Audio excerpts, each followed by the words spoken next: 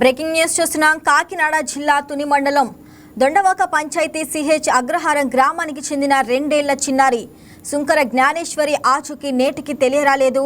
చిన్నారి అదృశ్యమై నేటికి 11వ రోజు కావటం గమనార్హం. NDRF, SDRF, Hanuman team, forest police బృందాలు గాలింపు చర్యలు కొనసాగిస్తున్నాయి.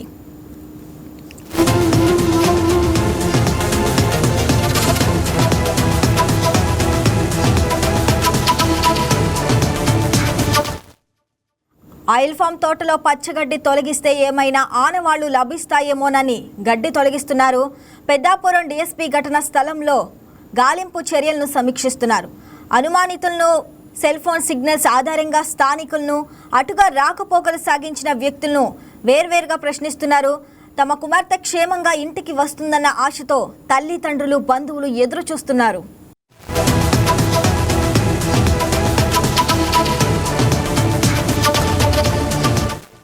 అటవీ ప్రాంతంలో జంతువుల కదలికలను గుర్తించేందుకు ఫారెస్ట్ అధికారులు థర్మల్ డ్రోన్లు, ట్రాకర్లు వినియోగించారు. శ్రీశైలం నుంచి వచ్చిన హనుమాన్ టీం, ఫారెస్ట్ అధికారులు 4 ప్రదేశాల్లో ట్రాకర్లు అమర్చారు. మరోపక్క పెంపుడు కుక్కకు పోస్టుమార్టం నివేదిక వచ్చేందుకు వారం రోజులు సమయం పడుతుందని అధికారులు చెబుతున్నారు. ఆ నివేదికపైనే సర్వత్రా ఉత్కంఠ నెలకొంది.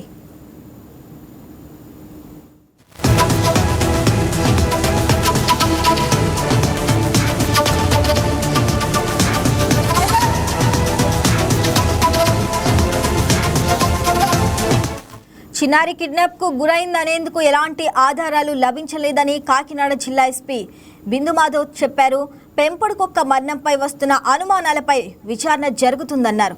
చిన్నారి ఆచూకీని గుర్తించేందుకు అన్ని కోణాల్లోనూ ప్రత్యేక బృందాలు దర్యాప్తు చేస్తున్నాయన్నారు. చిన్నారి జ్ఞానేశ్వరి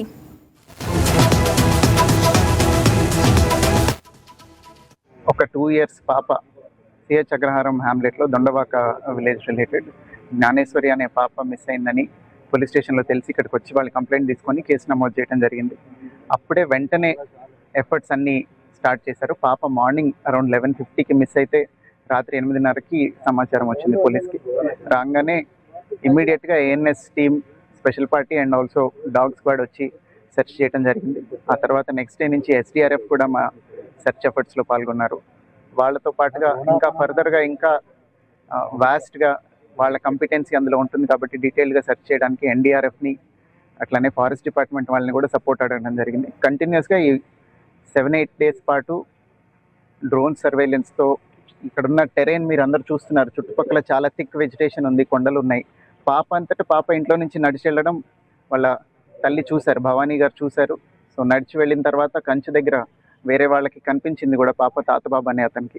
సో అక్కడ దాకా వచ్చింది కాబట్టి అక్కడి నుంచి బయటికి వెళ్ళి ఉంటుంది అనే ఉద్దేశంతో అన్ని యాంగిల్స్లోనూ దర్యాప్తు చేయడం జరుగుతుంది. సిడిఆర్లు పెట్టాము, ఐపీడిఆర్లు తీసుకున్నాము, టవర్ డంపులు తీసుకున్నాము, సస్పిషియస్ నెంబర్స్ ఒకటొకటి ఎలిమినేట్ చేస్తున్నాము. అట్లనే ఈ సెర్చ్ ఆపరేషన్ కూడా కంటిన్యూస్గా జరుగుతుంది. ఫర్దర్గా కూడా ఇప్పుడే నేను ఎస్డీఆర్ఎఫ్, ఎన్డీఆర్ఎఫ్ అండ్ ఫారెస్ట్ అఫీషియల్స్తో మాట్లాడటం జరిగింది. అందరూ కూడా ఎఫర్ట్ కంటిన్యూ చేస్తామని చెప్తున్నారు. But as all of you can see terrain చాలా ఒక 10-20 kilometers థిక్ వెజిటేషన్ ఉంది. ఫారెస్ట్ టెరైన్ ఎక్కువ ఉండటం వల్ల ఇది ఇంకా డిలే అవుతూ ఉంది. అదర్వైజ్ ఫౌల్ ప్లే యాంగిల్ కూడా మేము ఎలిమినేట్ చేయట్లేదు. ఎవరైనా అక్కడ పాసర్ బై ఎవరైనా తీసుకెళ్ళిపోయి ఉంటే పాపను చూసి అనే యాంగిల్లో కూడా ఈ టెక్నికల్ అనాలిసిస్ అంతా జరుగుతుంది. I request media to not circulate misinformation. కొంతమంది మీడియా కొంత మిస్ఇన్ఫర్మేషన్ కూడా స్ప్రెడ్ చేస్తున్నారు. సో దయచేసి అది చేయొద్దు అని కూడా అందరినీ we are appealing from police department. దీంతో పాటుగా ఎవరైనా పాప ఆచూకీ తెలిపిన వాళ్ళకి 1 lakh rupees రివార్డ్ కూడా అనౌన్స్ చేయడం జరిగింది. సో ఈ విషయాన్ని మీడియాలో వైడ్గా సర్క్యులేట్ చేయండి అని it is an appeal from police department.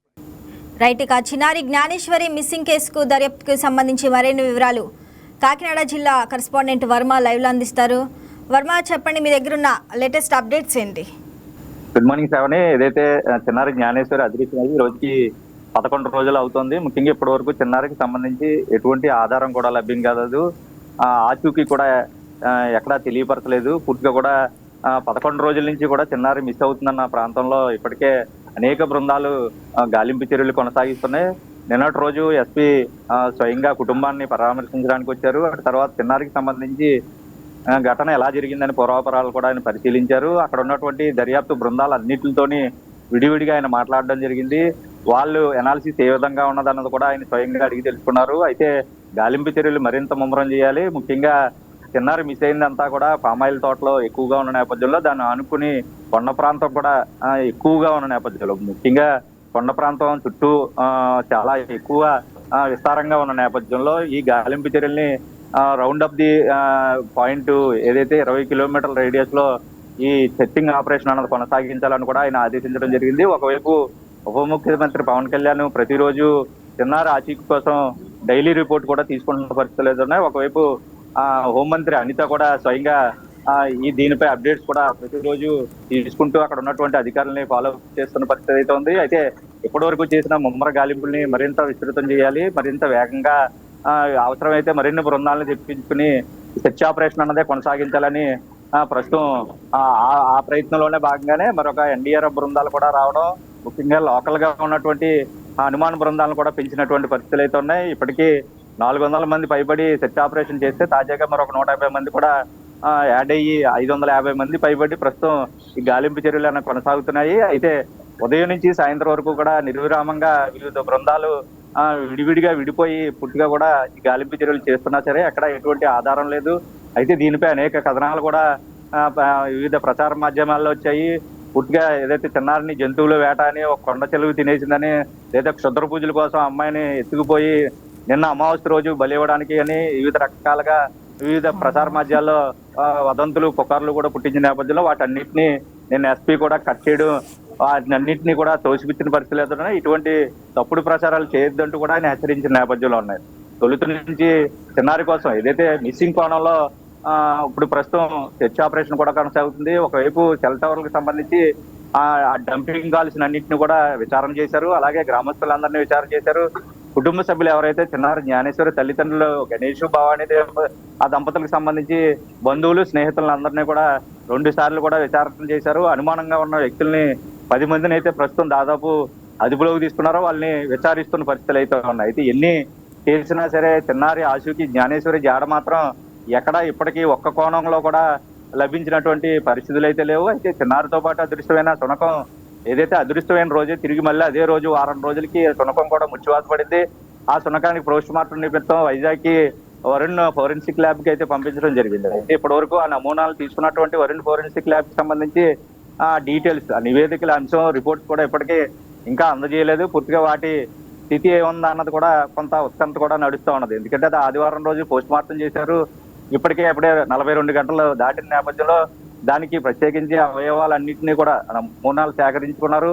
ఆ నమూనాలు ప్రస్తుతం పరీక్షించిన తర్వాత యాక్యురేట్ రిపోర్ట్ కోసం ఎదురు చూస్తున్నారు. ఒకవైపు ఉత్కంఠ అయితే కొనసాగుతుంది. అయితే చిన్నారితో పాటు అదృష్టం అయిపోయినటువంటి శునకం మరణం తర్వాత కుటుంబం మరింత డీలా పడింది.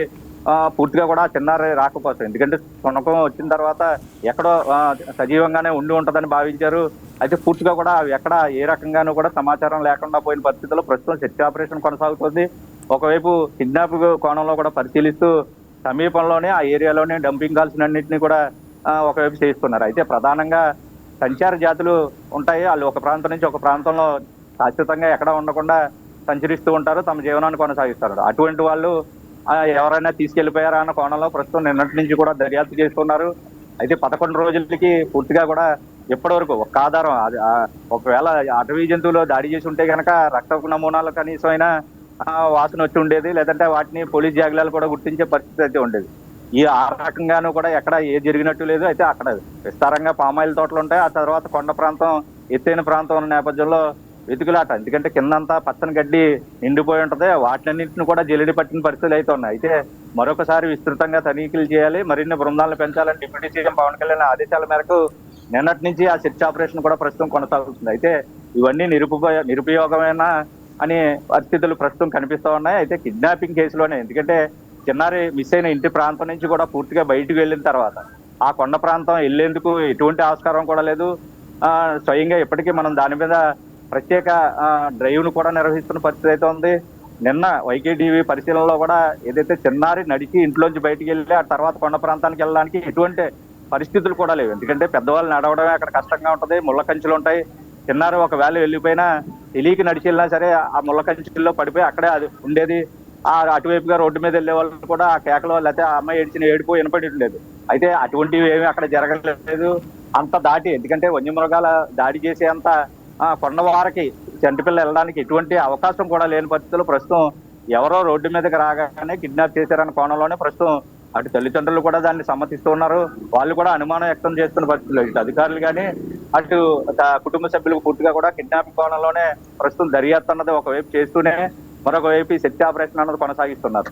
ఎన్ని చేసినా సరే ఇప్పటి వరకు ఆచూకీ లభ్యం అవ్వలేదని కుటుంబ సభ్యులు ఏదైతే గణేష్ భవానీ కూడా కన్నీరు మున్నీరు అవుతున్నారు. అల్లారు ముద్దుగా పెంచుకున్న తర్వాత కేవలం 2 సంవత్సరాలు, ఎందుకంటే మే 12వ తేదీన పుట్టినరోజు అవడం ఇంకా నెల కూడా పూర్తి కాకుండానే ఇప్పుడు అమ్మాయి అదృశ్యం అయిపోయిన పరిస్థితుల్లో తొలుత 3 రోజుల తర్వాత పెంపుడు శునకం తిరిగి వచ్చిన తర్వాత శునకం వచ్చిందంటే ఎక్కడో అక్కడ దగ్గరగా తన అమ్మాయి ఉంటుందని కూడా భావించి ఆనందపడినా సరే ఆనందం కూడా ఒక రోజు కూడా లేకుండా పోయింది. ఇప్పటికీ 11 రోజులు అయిన తర్వాత రాష్ట్ర వ్యాప్తంగా ఇది సంచలనంగా మారిన పరిస్థితులు అయితే ఉన్నాయి.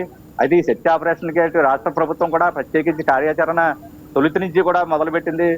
అయితే ఏ రకంగా చూసినా సరే ఇప్పటి వరకు ఆచూకీ కానీ దానికి సంబంధించిన సమాచారం కానీ ఏమీ లభ్యం కాకపోవడంతో అసలు చిన్నారి బతికే ఉందా అని ఒక కోణంలో ప్రస్తుతం ఆలోచించినా సరే సజీవంగానే ఉంటుందని, మా అమ్మాయి ఖచ్చితంగా ఇంటికి వస్తుంది, ఆ కిడ్నాపింగ్ కోణంలోనే ప్రయత్నం చేయండి అంటూ కూడా తల్లి భవానీ అయితేనో తండ్రి గణేష్ కూడా కోరుతున్న పరిస్థితులు అయితే ఆ దిశగా ప్రయత్నం చేస్తూనే ప్రస్తుతం ఏది ఈ కొండ ప్రాంతం అంతా కూడా అటవీ ప్రాంతం, పామాయిల్ తోటలు, జీడి తోటలో కూడా సెర్చ్ ఆపరేషన్ కొనసాగిస్తున్నారు. ముఖ్యంగా ఎన్డీఆర్ఎఫ్, ఎస్డీఆర్ఎఫ్, అటవీ శాఖకు సంబంధించి అలాగే అనుమాన బృందాలు, ఆర్ఆర్పిఎఫ్ పూర్తిగా కూడా వీళ్ళందరూ రైల్వే ప్రొటెక్షన్ ఫోర్స్ ని కూడా తాజాగా తీసుకున్న పరిస్థితిలో గ్రామస్తుల సహకారంతో పూర్తిగా ఈ సెర్చ్ ఆపరేషన్ అన్నది ప్రస్తుతం కొనసాగుతుంది. 11వ రోజు ఈ రోజుకి 11 రోజులు అవస్తుంది.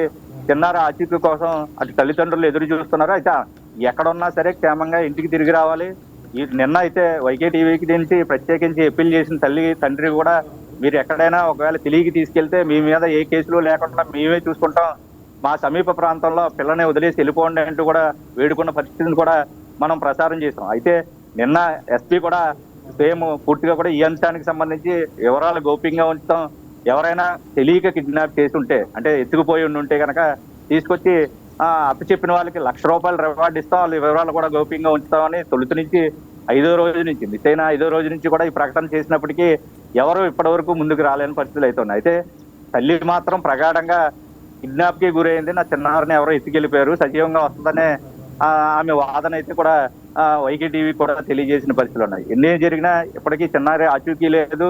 అధికారులు మాత్రం నిర్విరామంగా ఈ శరవేగంగా ఒకవైపు విస్తృతంగా అయితే తనిఖీలు చేస్తూనే ఉన్నారు, కేసును దర్యాప్తు చేస్తున్నారు. ఇప్పటికీ పెంపుడు శునకానికి సంబంధించి ఎటువంటి కీలక ఆధారాలు, ముఖ్యంగా దాని మీద విష ప్రయోగం జరిగిందా లేదా సహజ మరణం అన్నది ఫోరెన్సిక్ సంబంధించి రిపోర్ట్స్ ఇంకా రావాల్సి ఉంది. అవి వస్తే ఒక క్లారిటీ వచ్చే అవకాశం అయితే ఉంది. Shravani. Right Varma, thanks for the updates.